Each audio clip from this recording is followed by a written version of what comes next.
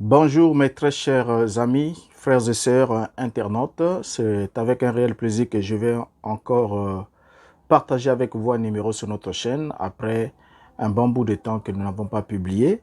Gloire soit rendue au Seigneur qui a permis que nous puissions encore revenir sur notre chaîne pour aborder un nouveau numéro après que nous ayons abordé la question sur le témoignage de Billy Paul Branham avec l'engloutissement de Los Angeles. Et vous le savez très bien avec moi combien cette prophétie a été un échec, bien que nombreux dans le monde du message du temps de la fin ont voulu justifier pour dire voilà, dissocier la déclaration de William Branham avec le témoignage de Billy Paul, mais tout en voulant garder à Billy Paul les statuts d'un vrai témoin du message du temps de la fin, alors que ce dernier est mort avec une prédiction ou un témoignage qui a complètement échoué et qui, si les gens sont bien conscients et avaient la mémoire vraiment en place et avaient conscience de tous les enjeux, cela aurait pu entraîner le naufrage du système. Mais bien qu'il y en a qui ont pris la bonne décision, la sage décision de comprendre qu'ils ont été bernés pendant tout ce temps, il y a d'autres qui ont fait un semblant de repentir pour dire nous avons prêché ceci, nous avons prêché cela, et d'autres par contre ont fomenté tous les mensonges nécessaires pour dire que la prophétie était bel et bien accomplie. Et quant aux autres, la prophétie s'accomplira un jour et Billy Paul aujourd'hui est jeune dans le ciel. Alors, nous allons aujourd'hui aborder un autre numéro. La question que nous allons aborder aujourd'hui est une question que nombreux dans le monde du message du temps de la fin ne se posent certainement pas.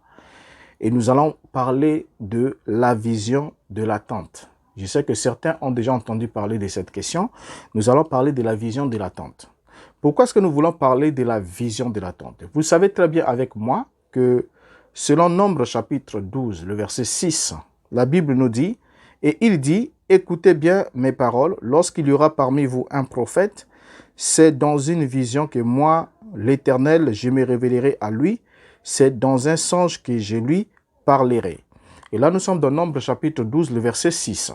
Nous voyons bien ici comment Adonai est en train d'établir le modus operandi, c'est comment est-ce qu'il traite avec un prophète. Et lorsqu'il était en train de blâmer Aaron et Myriam pour leur forfait contre Moïse, il leur a rappelé que s'il y a parmi vous, lorsqu'il y aura parmi vous un prophète, c'est dans une vision que moi, l'Éternel, je me révélerai à lui. Donc, la vision est définie ainsi comme étant un mode de révélation divin, de révélation de l'Éternel à un prophète tel que c'était défini parmi les enfants d'Israël. Donc, Dieu s'est révélé par des visions et Dieu parlait aux prophètes par des songes, selon Nombre chapitre 12, le verset 6.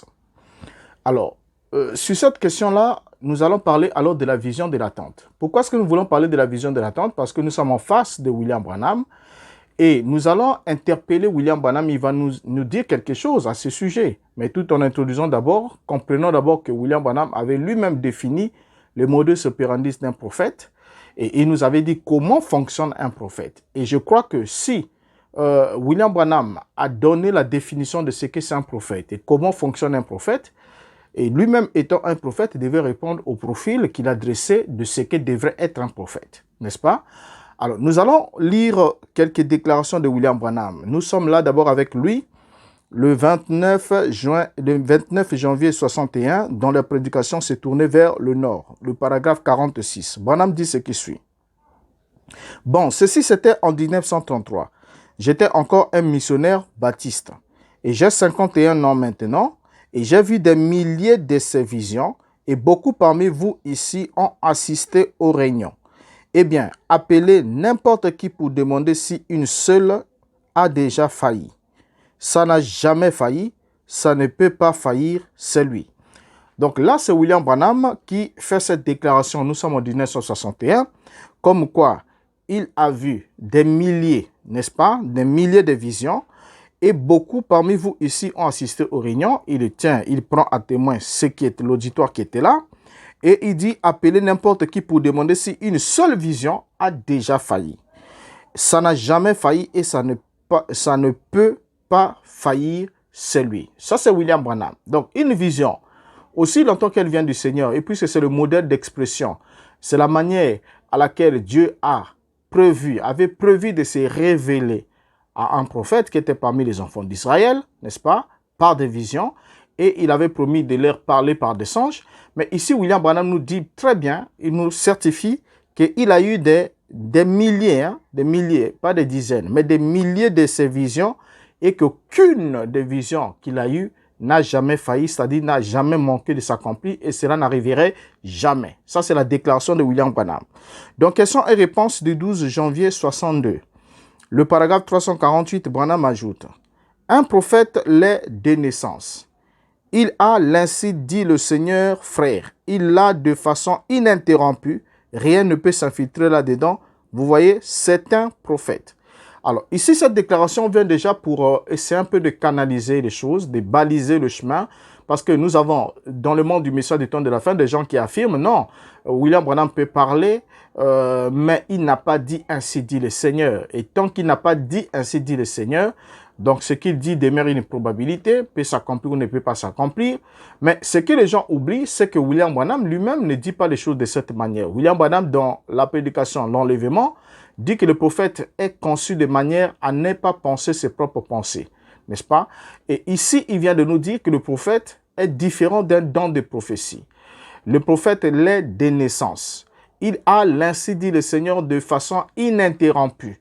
Ça, c'est ce que déclare William Branham. Bien que certains d'entre croyants de ce message ne sont pas d'accord avec cette déclaration-là, je ne sais pas comment est-ce qu'on peut prendre quelqu'un pour prophète et ne pas être d'accord avec certaines de ces déclarations. Alors, suivant William Branham ici, il nous dit ici que le prophète a l'ainsi dit le Seigneur de façon ininterrompue. Et vous allez aussi le constater avec moi que tout ce que nous appelons prophètes dans la Bible, lorsque nous lisons la Bible, nous lisons les livres des prophètes, nous voyons que ces derniers se sont exprimés de la part d'Adonai, mais ils n'ont pas toujours utilisé le vocable « ainsi parle l'Éternel » avant de donner un message. Ils pouvaient donner le message parce que le prophète est conçu de manière à entendre Dieu parler, à voir Dieu, à assister au conseil de Dieu et à exprimer ce qu'il a entendu ou bien ce qu'il a reçu comme instruction pour communiquer au peuple ou bien à la personne à qui de droit. Donc maintenant ici, on comprend ensemble avec vous ce que selon William Branham, un prophète l'est de naissance. Il a ainsi dit le Seigneur, frère, il l'a de façon ininterrompue. Rien ne peut s'infiltrer là-dedans. Vous voyez, c'est un prophète. Et il va encore nous ajouter dans la prédication, Christ est révélé dans sa propre parole. Prêché le 22 août 1965, ce qui suit. Et c'est très important que nous lisions d'abord ces déclarations avant qu'on entre dans le fond de la question qui nous occupe dans cette vidéo. Le paragraphe 112, Branham déclare: maintenant, voilà pourquoi le prophète fixait continuellement son attention sur ce que Dieu avait dit. Non sur ce que les hommes pensaient, sur ce que l'époque pensait, sur ce que l'Église pensait, sur ce que les royaumes pensaient, mais sur ce que Dieu pensait. Il ne faisait que traduire les pensées de Dieu en paroles, parce qu'une parole est une pensée qui a été exprimée. Alors, vous saisissez à présent, la parole est une pensée exprimée. Le prophète attendait donc les pensées de Dieu. Et quand Dieu lui révélait ses pensées, il exprimait cela en parole.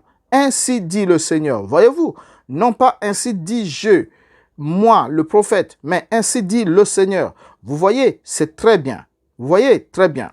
Alors ça, c'est la déclaration de William Branham et on comprend clairement que selon le prototype dressé par William Branham, selon le modèle qu'il nous a présenté, il serait évident que l'on ne retrouve pas dans les propos de Branham ou dans ses visions, dans ses enseignements ou ses prophéties, ses prédictions, des choses émanant de pensées humaines ou de ce que l'Église pensait ou encore de ce que la période ou l'époque pensait, mais il devait attendre les pensées de Dieu et une fois que Dieu lui révèle ses pensées, alors ce dernier les traduit en paroles. Parce que selon Branham, le prophète est le traducteur de la pensée divine. Dieu pense, le prophète parle. Et le croyant est censé accepter, être convaincu et marcher d'après ce qui a été dit.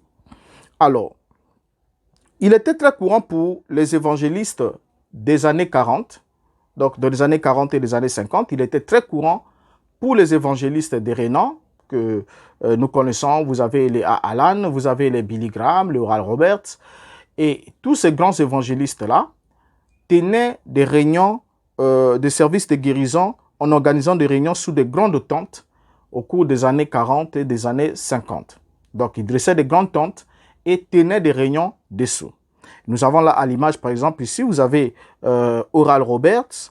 Là, vous le voyez là, il est en train de tenir des réunions sous tente. Et vous avez de ce côté-ci Billy Graham. Là aussi, il tient des réunions sous tente. Donc, c'était très, très, très fréquent à cette époque-là. Alors, la tente est par définition d'abord un abri portatif, démonstratif, démontable et imperméable que l'on dresse en plein air. Et elle est constituée d'une armature rigide couverte de toile ou de matériaux synthétiques pour permettre à ce que les gens qui s'abritent puissent être abrités, protégés contre les intempéries, c'est-à-dire le soleil, la pluie ou encore l'hiver ou quoi qu'il en soit. Et cela permettrait alors d'avoir un espace occupé, donc un toit, qui permettrait qu'on puisse tenir des réunions. Donc à cette époque-là, c'était très fréquent que les évangélistes aient des tentes, tiennent des réunions sous tente. Alors, William Branham, qui était aussi le fils de son époque, n'est pas resté en marge sur la question de cette pratique. Il a aussi lui-même aussi tenu plusieurs campagnes de guérison sous des tentes, comme on peut le voir ici dans cette image. Là, William Branham est aussi en train de tenir des campagnes de guérison sous tente. Mais seulement à la différence des autres évangélistes que nous avons cités, William Branham ne possédait pas sa propre tente. Donc, il devait constamment louer des tentes. Chaque fois qu'il devait tenir une réunion sous tente, il devait louer des tentes. Alors que les autres avaient leur propre tente, ils pouvaient facilement monter leur tente à l'endroit voulu, au lieu voulu, et tenir des réunions pendant le temps qu'ils voudraient. Mais William Branham était limité à la restriction de ne pas avoir une tente personnelle, donc il était contraint de louer des tentes. Alors, il va lui-même évoquer quelque chose ici. Là, nous sommes le 19 février 1953. Dans la prédication « Accepter les dons de Dieu », le paragraphe 1er, Branham dit ce qui suit. « Nous sommes très heureux d'être ici, Tallahassee. Nous avons apprécié chaque instant que nous avons passé ici. J'espère qu'un jour, nous pourrons revenir et rester une fois de plus avec vous, car nous attendons vraiment à ce qu'un jour, Dieu nous donne une autre tente ou un endroit où nous pouvons tenir des réunions. » Donc là, William Branham nous dit clairement qu'il s'attendrait à ce que Dieu lui donne une tente. Vous voyez, il dit, nous attendons vraiment à ce qu'un jour, Dieu nous donne une tente. Donc, ils n'en avaient pas une proprement dite, mais ils s'attendent maintenant à ce qu'un jour, Dieu lui en donne une. Alors, posséder une tente de la part de Dieu était une attente de William Branham dès février 1953, comme on vient de le lire. Donc, Branham s'attendait à ce que Dieu lui fasse don d'une tente. Alors, dans la prédication, parle à ces rochers prêchés le 12 mai 1953. Le paragraphe 14, Branham va dire ce qui suit. « Je voulais enseigner quelque chose cette semaine. Mais, vous voyez, quand il y a des foules debout et tout, c'est difficile. Un de ces jours, je voudrais revenir à Jonesboro, louer une grande tente pour faire asseoir environ 10 000 personnes et la planter ici et rester pendant environ 2 mois. De la sorte, nous pourrons avoir un vrai réveil. » Donc là, le 12 mai 1953, William Branham fait une proposition de revenir, vous voyez, de revenir là et de louer une grande tente pour faire asseoir environ 10 000 personnes. Alors, Branham projette alors de louer une grande tente. Là, nous sommes en mai 1953. Suivant comment évolue la pensée. Donc, d'abord, la proposition selon laquelle, la tente selon laquelle Branham attendait que Dieu puisse lui donner une grande tente. Et là, Branham se propose de louer une grande tente où il verra asseoir environ 10 000 personnes. Alors, dans la prédication, que pensez-vous du Christ? Prêché le 21 mars 1954, le paragraphe 49. Ensuite, l'évolution de sa pensée. Branham dit, « Que penserez-vous à la fin du réveil? Je pense que Dieu va l'envoyer à Chicago. Et là, nous reviendrons après avoir été outre-mer. J'aimerais dresser la grande tente de Jack Cowie ici, car ça offre environ 15 000 places assises et rester ici pendant environ 3, 4, 5 mois jusqu'à ce que je vois Chicago voler en éclats pour la gloire de Dieu.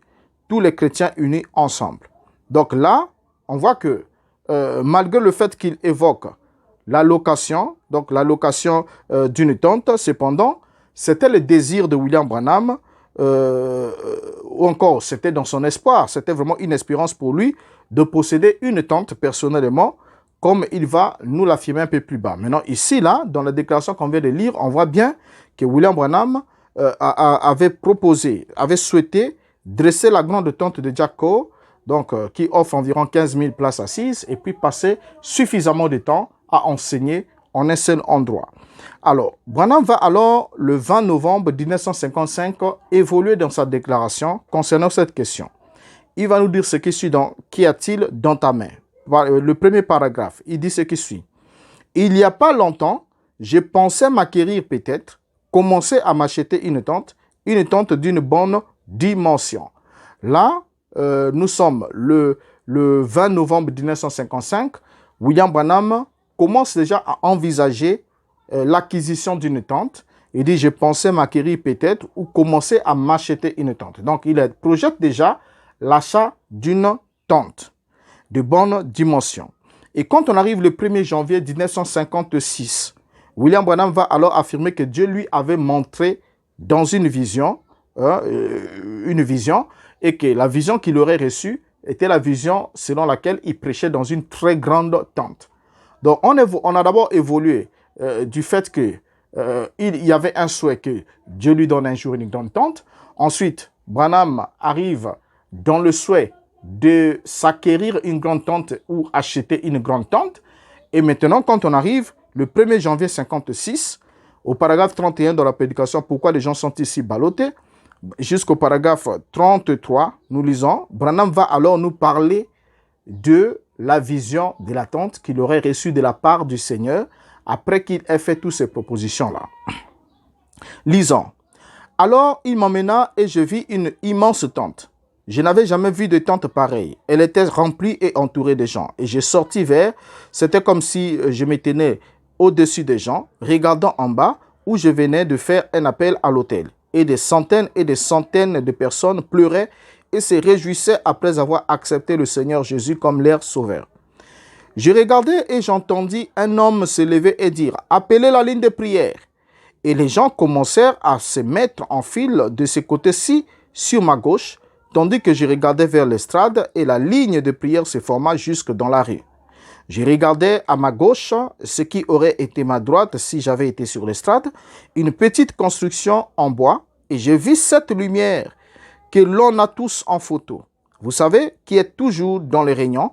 Je vis donc cette lumière me quitter, aller vers cette construction et y entrer. Et une voix me dit, je te rencontrerai là-dedans, ce sera le 3e pull. J'ai dit, pourquoi? Il dit, eh bien, ce ne sera pas une démonstration publique comme les autres, et je revins à moi-même. Bien, là, c'est la première fois William Branham nous étale la vision de la tente. Donc, il venait de recevoir une vision, comme nous venons de le lire ici. Alors, on note ici que la vision que William Branham nous rapporte ici de cette tente nous montre que Branham tient d'abord une réunion dans une très grande tente, avec une ligne de prière qui est sortie jusque dans la rue, et il fait un appel à l'autel, et cet appel avait entraîné près de des centaines de gens qui avaient donné leur vie à Jésus-Christ. Alors ensuite, pendant qu'il était à l'autel, la lumière s'est déplacée, donc la lumière a quitté l'endroit où il était pour se diriger vers une petite cabane en bois, et cette cabane-là était aussi dans la même tente. Donc dans la grande tente, il y avait cette cabane en bois. Et la lumière est allée se poser au-dessus de cette cabane, et la voix va sortir pour dire, c'est là qu'il les rencontrerait, et va évoquer alors que ce serait le 3e pull qui devrait être en principe précédé par l'accomplissement de la réunion sous la tente. Donc vous voyez bien ici que, en suivant d'abord l'évolution de la pensée de William Branham, le 3e pull est annoncé parce que Branham enseigne, nous parlerons de ça dans une vidéo. Branham dit que son ministère a eu 3 attractions, donc 3 pulls. Le premier pull, c'était la guérison. Ensuite, le deuxième, la prophétie. Et le 3e, c'est l'ouverture de la parole. Mais pourtant, nous savons que William Branham a prétendument commencé à donner des prophéties depuis 1933. Et il a eu un réveil de guérison. Il a commencé à prêcher la guérison divine, nous sommes dans les années 47, après sa rencontre avec Avak Agopian et autres. Alors, la prétendue ouverture de la parole, c'est avec l'ouverture de Sceaux. Nous sommes là en 1963. Mais ce que nous devons d'abord notifier ensemble avec vous de passage, pour ceux qui sont éveillés, c'est de comprendre que William Branham est appelé vers le lieu de rencontre, la petite cabane, qui ne sera pas une démonstration publique, donc il sera appelé à part. Mais cet appel s'est fait pendant qu'il est sous la grande tente. Donc la vision de la tente permet alors de transiter, donc de l'appel à l'autel, là où il y avait des foules, les lignes de prière qui sortaient jusque dans la rue. Tout ça là, avec cette foule, la lumière s'est déplacée, est allée se tenir au-dessus de la petite cabane. Et la voix lui a dit que je te rencontrerai là, en lui notifiant que c'était le troisième pull et ça ne devait pas être une démonstration publique comme les deux autres pulls. Nous en parlerons. Alors, le mois qui va suivre, William Branham va ajouter ce qui va suivre, ce qui suit dans la prédication réconciliation par la communion avec Dieu, le 20 janvier 56. Il va nous dire ce qui suit, alors que nous sommes là, toujours dans le même mois, le 20 janvier 56. Il va dire au paragraphe 4 ce qui suit. Et je pense que de là, peut-être, une grande tente sera dressée quelque part dans le sud où les gens s'apprêtent maintenant. Nous apprêtons une tente, une belle et grande tente qui peut contenir à peu près 12 000 personnes ou plus. Alors, on avance avec lui. Quand on arrive en février 1956 dans la prédication Combattre pour la foi, le paragraphe 3, Branham va ajouter ce qui suit. Puis, nous aurons des réunions en Amérique. Nous aurons une nouvelle tente d'une capacité d'accueil de plusieurs milliers de gens, des camions et autres pour quelques réunions en Amérique avant de retourner outre-mer. Et quand on arrive le 13 février, dans une vie cachée avec Christ, 13 février 56, paragraphe 7, Branham va ajouter ce qui suit. Et ensuite, nous reviendrons pour commencer dans la nouvelle tente contenant 16 000 places assises. Les nouvelles caravanes et autres seront là pour dresser notre tente afin d'y rester pendant 3 ou 4, voire 6 semaines d'affilée avant de déplacer la tente. Nous resterons simplement là jusqu'à la fin, jusqu'à ce que Dieu dise que c'est terminé. Alors, donc, on comprend ici ensemble avec vous que William Branham est passé d'abord d'un désir de posséder une tente, ensuite du souhait que Dieu lui donnerait une tente, et après il est passé de cela et il arrive à la vision qu'il a reçue de la part du Seigneur, comme quoi il était en train de prêcher dans une très grande tente, et il va recevoir l'appel, donc le déplacement de la lumière dans la tente, vers la cabane, pour lui dire que c'était le troisième pull. Alors, William Branham croyait alors apparemment que la vision qu'il avait reçue de la tente devrait se réaliser s'il empruntait 100 000 $ pour acheter une grande tente. Donc, il s'est proposé qu'il devait emprunter 100 000 $ pour s'acheter une grande tente, et comme c'est là, la vision qu'il a reçue de la tente va pouvoir se réaliser comme il va nous l'affirmer dans la déclaration du 13 février 56, dans la prédication toujours une vie cachée avec Christ. Nous sommes là au paragraphe 10, Branham dit ce qui suit. Et maintenant, pour retourner après avoir payé les dettes, cette fois-ci, j'en ai contracté une de 15 000 $ en Californie. Je vais en contracter une autre de 100 000 $ pour cette tente. Cela veut dire que je crois en ce que je dis. Oui, cela vient du Seigneur. Cela vient du Seigneur. Bien. Donc ici, William Branham précise que il va emprunter 100 000 $ pour acheter la tente. Pourquoi? Parce qu'il croit à ce qu'il dit. Vous voyez? Donc il nous précise que cela veut dire que je crois en ce que j'ai dit. Oui, cela vient du Seigneur, cela vient du Seigneur. C'est Branham qui affirme. Donc, il précise que la vision qu'il a reçue de la tente vient du Seigneur, et comme quoi, il est dans l'obligation d'emprunter 100 000 $ pour s'acheter une tente, comme le Seigneur le lui a montré dans la vision. Alors, malgré son intention claire d'acheter la tente avec un prêt de 100 000 $, il a amené les gens à croire que c'était plutôt le Seigneur qui allait lui donner la tente, en déclarant alors par la suite, le 3 avril 1956, ce qui suit. Dans la prédication, le berger de la bergerie et le paragraphe 15, il va dire ce qui suit. Un de ces jours, je voudrais dresser cette tente que le Seigneur va me donner, juste en dehors de ce côté de Chicago, ici quelque part, et avoir une série de réunions de 6 ou 8 semaines. Donc là, on est passé d'une vision où il serait dans une grande tente et on est passé de la proposition à laquelle il croyait lui-même à la vision, il croyait à ce que Dieu lui aurait dit selon cette vision. Il était sur le point d'emprunter 100 000 dollars, 100 000 dollars pour s'acheter une tente, cette grande tente. Et ici, Branham descend alors un peu. Hein, voilà, il continue, il nous dit qu'un jour, ils vont dresser cette tente que le Seigneur va me donner. Alors, remarquez déjà ici que la proposition de Branham évolue. Donc, on passe d'un désir à une vision et là, maintenant, on implique le Seigneur. Donc, le Seigneur va lui donner cette tente. Mais moi, je crois sincèrement que lorsque c'est le Seigneur qui fait une promesse, donc selon la déclaration de William Branham ici, c'est le Seigneur qui lui a promis qu'il va lui donner cette grande tente. Je ne sais pas comment est-ce qu'il devrait encore se débrouiller lui-même à emprunter 100 000 dollars pour pouvoir s'acheter une grande tente qui lui était promise déjà par le Seigneur, qui bien sûr sait par quel moyen il devrait pourvoir à cela. Mais là n'est pas le problème. Continuons à lire, à évoluer avec William Branham. Dans la flèche de la délivrance de la part de Dieu, tirée à l'aide d'un arc, prêché le 1er août 56, le paragraphe 12, Branham ajoute, nous le suivons progressivement, il ajoute ce qui suit. Et un jour, Dieu voulant, j'essaie de me défaire de cela maintenant même, demandant au Père Céleste, et il m'a parlé en vision d'une tente que le frère Moore et les autres iront donc dresser en Californie pour la première fois. Bien, ça c'est la déclaration claire. Là, les choses deviennent encore très claires. William Branham vient ici de nous affirmer que Dieu lui a parlé en vision d'une tente que le frère Moore et les autres iront donc dresser en Californie pour la première fois. Là, la vision devient encore plus claire, plus précise. Donc, c'est Dieu qui a promis la tente et il en a parlé à William Branham. Et Dieu aussi montre, vous voyez, cette fois-ci, la vision implique aussi les acteurs, d'autres acteurs, c'est-à-dire le frère Jack Moore, qui, non seulement d'autres acteurs, mais la vision implique aussi les lieux d'érection, de la première érection de cette tente. Donc, pour la première fois, les frères Moore et les autres iront en Californie pour dresser cette tente que le Seigneur lui a montrée en vision.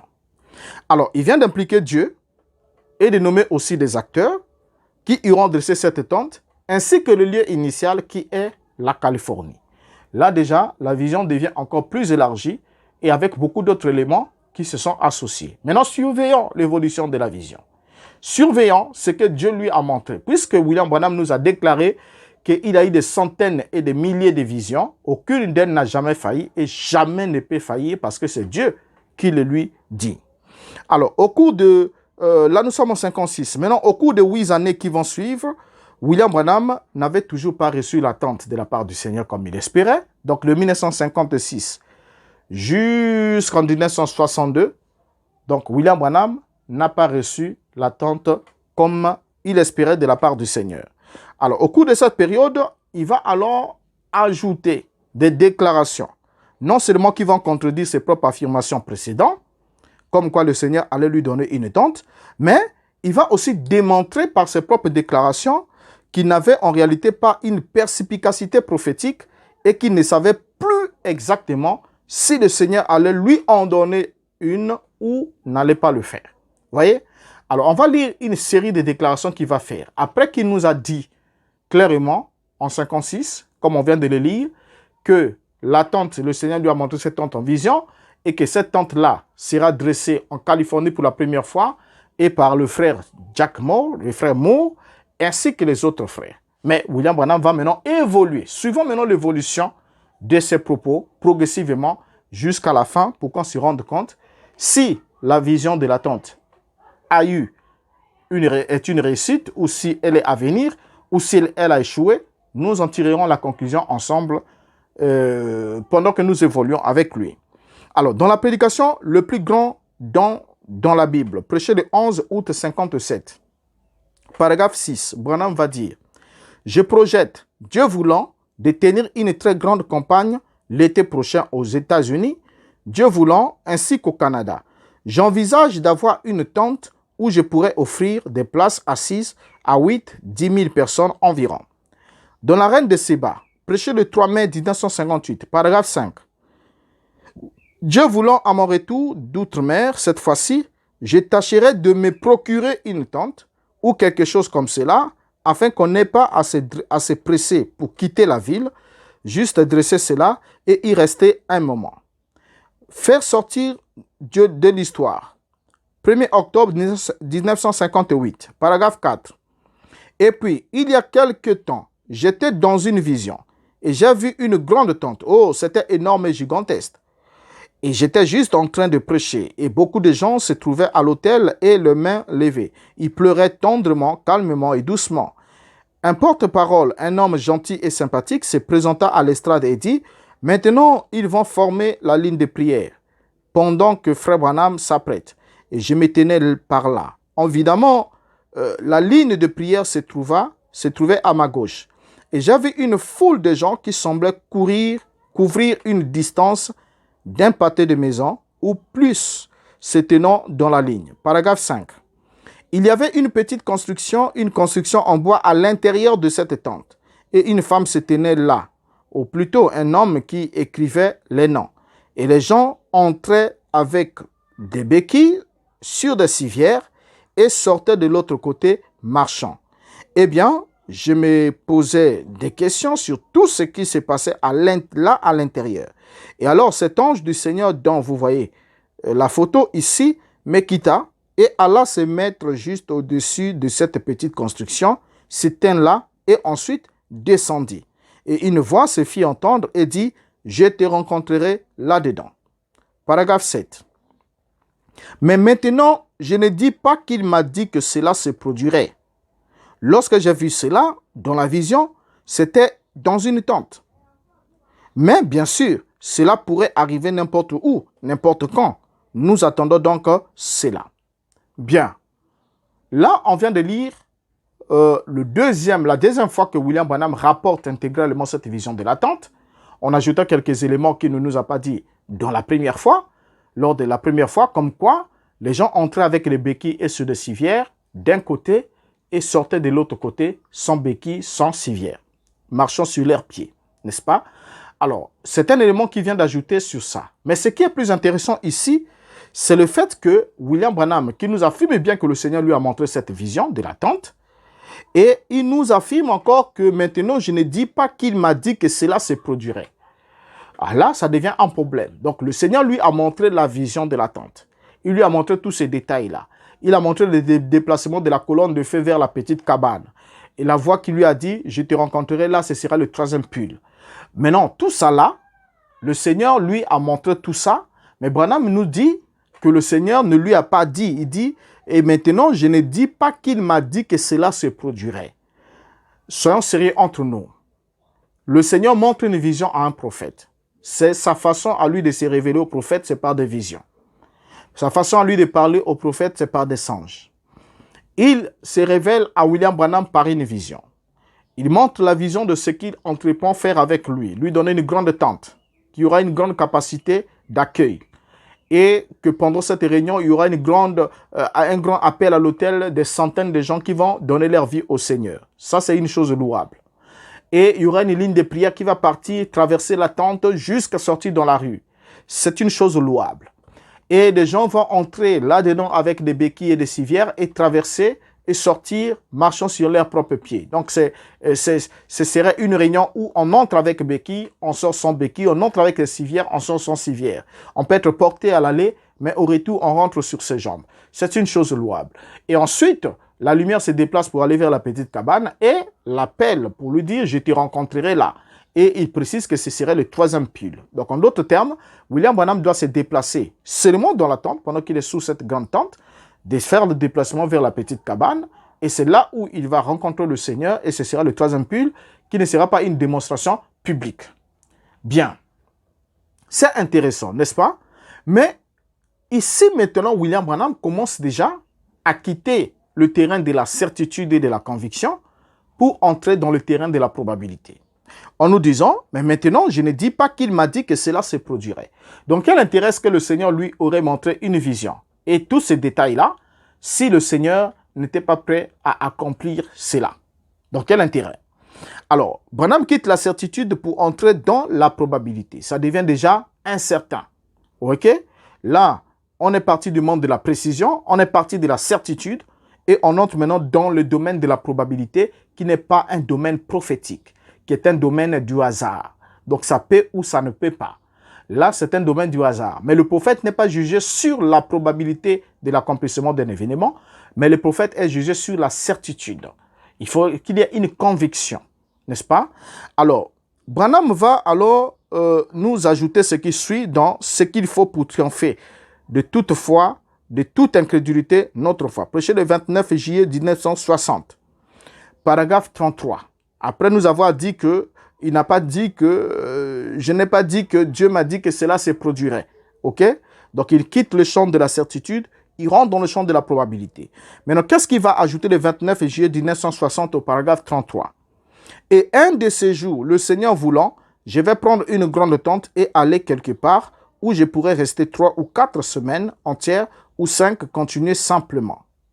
Et dans la prédication, pourquoi? Prêché le 25 janvier 1961, paragraphe 24. Branham ajoute, je reviendrai un jour, le Seigneur voulant, j'aimerais apporter une tente et la dresser ici quelque part, juste entre les villes des alentours ici, et nous allons nous réunir tous et communier les uns avec les autres pour essayer d'édifier les églises. Alors, dans la prédication dès ces moments, prêché le 13 juillet 1962, paragraphe 7, il ajoute, nous avons vraiment besoin de plus de temps pendant les réveils. Un jour, j'espère avoir une tente que j'ai désiré avoir depuis très longtemps. Alors, regardez déjà là, nous sommes en 62. William Branham, qui pourtant devait parler sous conviction, comme il avait dit, je le crois. Je crois ce que j'ai dit, voilà pourquoi je dois emprunter 100 000 $ pour acheter cette tente, parce que je crois. Donc, il croit qu'il doit recevoir cette tente-là de la part du Seigneur. Il croit que le Seigneur le lui a promis. Il croit que le Seigneur va le lui donner. Et ensuite, il vient nous dire, il n'a pas dit que cela se produira. Et là, maintenant, il commence à rétrograder encore les pédales. Il nous dit, un jour, j'espère avoir une tente que j'ai désiré avoir depuis très longtemps. Donc, on passe de la promesse divine à un désir. Donc, on revient au désir. Le désir était bien ce que Branham avait désiré dès longtemps, depuis longtemps. Il avait désiré avoir une tente, mais il avait déjà évolué dans son idée d'avoir une tente, du désir. Il était passé du désir à la vision, de la vision à la promesse. Et voilà maintenant qu'il rétrograde. Dans un témoignage en mer, prêché le 20 juillet 62, paragraphe 12, Branham ajoute, j'aimerais avoir le temps, si Dieu le permet, avant le temps de la fin, où je pourrais dresser une tente dans les parages.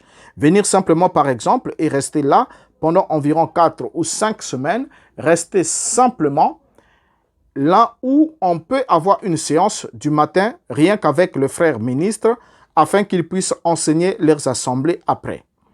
Et le 14 février 1964, dans la prédication La Voix du Cygne, paragraphe 7, Branham ajoute, un de ces jours, je crois que le Seigneur, quand le grand réveil se sera en quelque sorte calmé dans toute la nation, j'ai demandé au Seigneur, si c'est sa volonté, de m'accorder de prendre une tente et de la dresser. Nous n'aurons pas à louer quoi que ce soit pour le service du matin où le pasteur apporte l'enseignement et tout, peut-être de 10h à midi. Voilà la dernière déclaration de William Branham sur cette question. Nous sommes le 14 février 1964. Un de ces jours, je crois que le Seigneur, quand le grand réveil se sera en quelque sorte calmé dans toute la nation, j'ai demandé au Seigneur, si c'est sa volonté, de m'accorder de prendre une tente et de la dresser. Bien, on passe un désir, une vision, une promesse, incertitude. Et là, probabilité. Et là, si c'est la volonté du Seigneur, si c'est la volonté. Mais, au fait, moi, je ne sais pas si vous y comprenez quelque chose. Donc, ce n'est plus la volonté du Seigneur que Branham ait une grande tente, où il fera l'appel à l'autel, une centaine de croyants, des âmes seront sauvées, vont donner leur vie à Christ. avec toutes ces guérisons spectaculaires, avec le déplacement de la lumière et l'appel pour le troisième pull, tout ça là devait se passer dans cette grande vision de la tente. Et là maintenant, William Branham dit, j'ai demandé au Seigneur si c'est sa volonté de m'accorder de prendre une tente et de la dresser. Nous n'aurons pas à louer quoi que ce soit. Donc là, il parle déjà de l'achat. Prendre cette tente, de la dresser, c'est acheter une tente pour ce grand montant-là.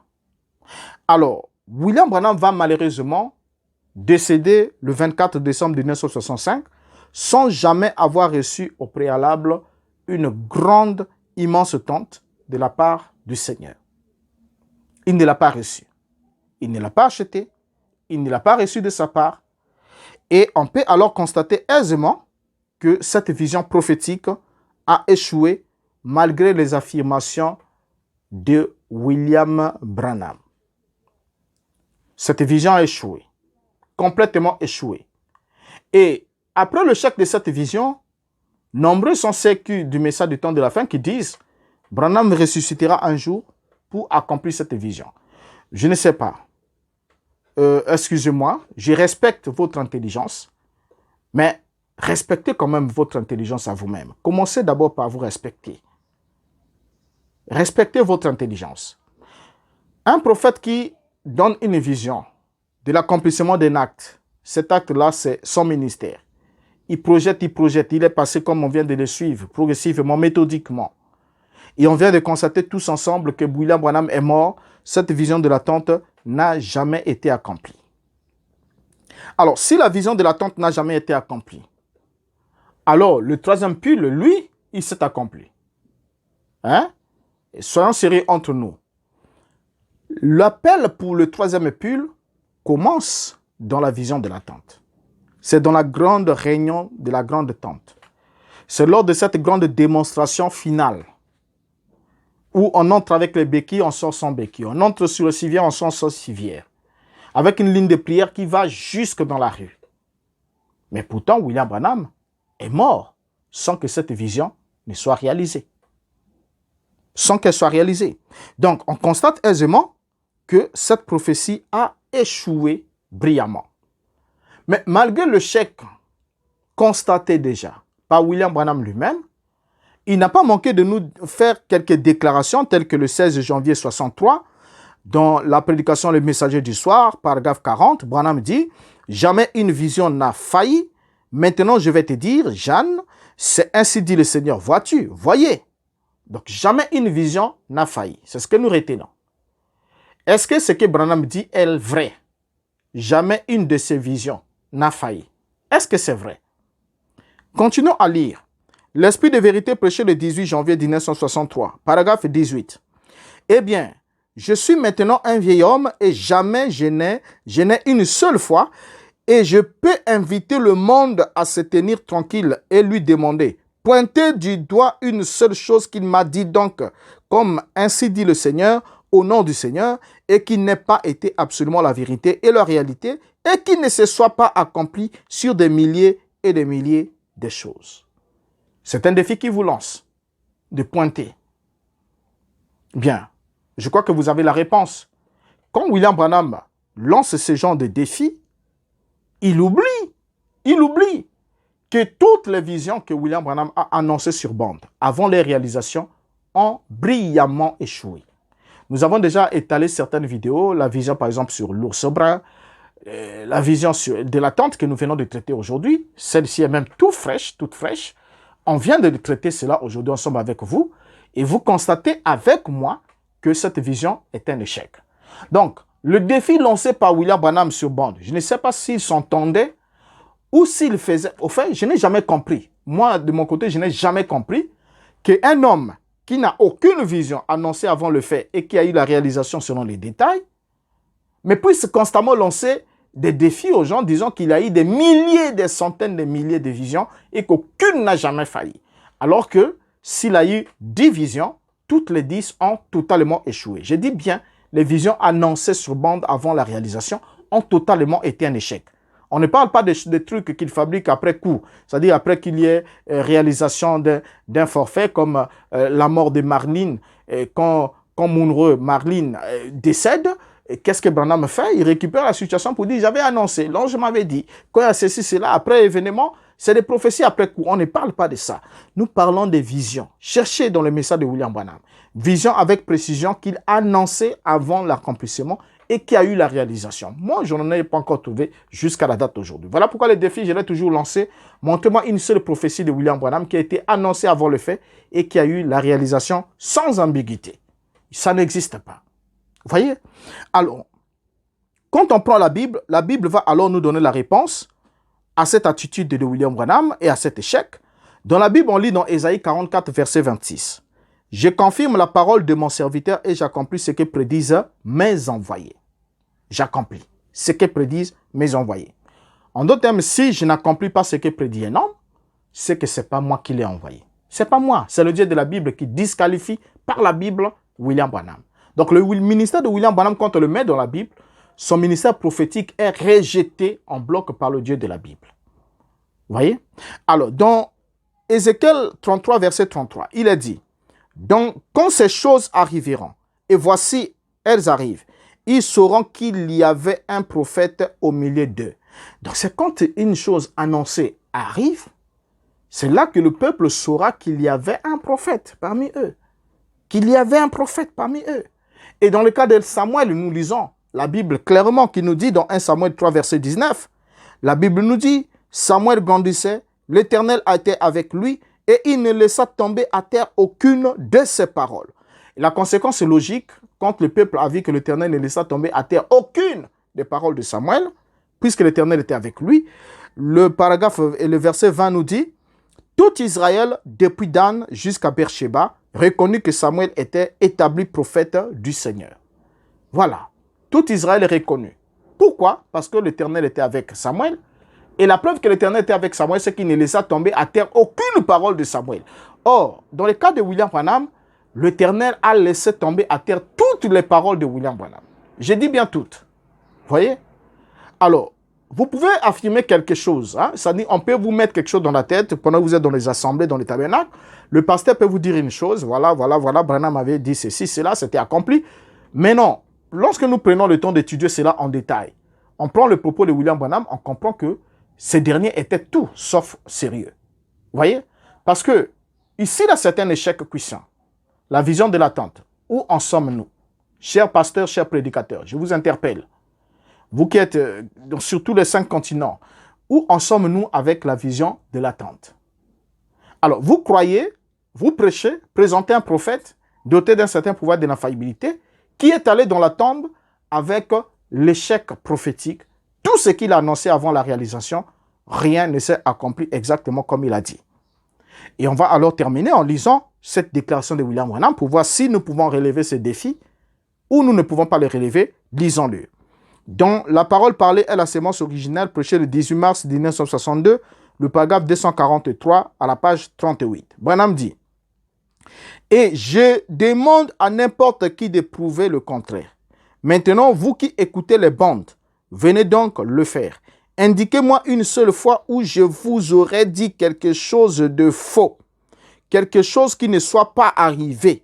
Indiquez-le-moi, quoi que ce soit, à n'importe quel moment, que Dieu n'aurait pas confirmé et accompli exactement tel que cela avait été dit. » Très bien. Le défi est lancé vers vous. Et Branham vous lance un défi. Il vous lance le défi, vous qui écoutez même ce bande, c'est-à-dire vous et nous, puisque nous sommes au temps des bandes, il vous lance le défi. Est-ce que vous pouvez relever ce défi ou vous ne pouvez pas le relever? Avec votre conscience et votre intelligence, bien sûr. Avec votre conviction, avec l'honnêteté intellectuelle. Parce que la Bible dit, dehors, ceux qui aiment et ceux qui pratiquent les mensonges. Parce que vous pouvez ne pas pratiquer les mensonges, mais si vous aimez les mensonges, vous n'entrerez pas dans le royaume. Ça, c'est clair. Dieu ne fait pas de favoritisme. Ce n'est pas parce que vous chantez, vous faites du fanatisme possible autour d'un homme pour l'élever à tous les niveaux possibles selon vos convictions. Mais ce n'est pas ce que Dieu, lui, il compte. Parce que ce jour-là, le Seigneur dira, éloignez-vous de moi car je ne vous ai jamais connu. Vous direz, nous avons guéri les malades en ton nom, nous avons chassé les démons en ton nom, nous avons prophétisé en ton nom. Il vous traitera d'ouvrier d'iniquité.